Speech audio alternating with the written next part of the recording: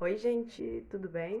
Me chamo Poliane, tenho 30 anos e moro aqui, né, em Minas, sou de Minas Gerais. Bom, esses são o meu primeiro vídeo, né, que hoje estou gravando, né, a minha rotina. Vou estar, né, postando rotina, é, falando sobre serviço, que eu também trabalho, né, de carteira assinada.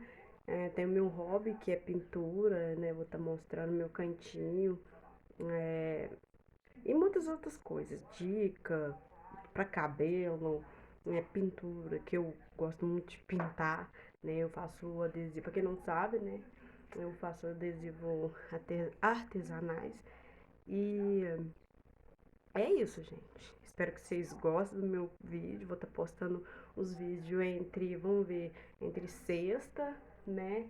é, Sábado, porque eu tenho que estar editando.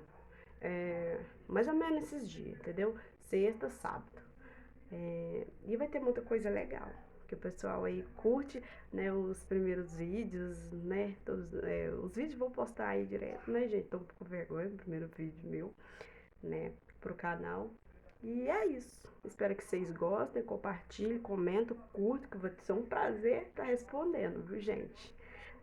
Todo mundo aí pode perguntar o que quiser, dar dica de vídeo também, né? Eu vou estar aqui apresentando meu dia a dia, meu cotidiano, né? E tá, é, com certeza, aceitando dica de vídeo aí que o pessoal quiser que eu faça. Tudo bem? Então tá, até o próximo vídeo, gente. Espero que eu com certeza vou estar me apresentando melhor e perder um pouquinho da vergonha, viu? Até o próximo vídeo. Tchau, tchau.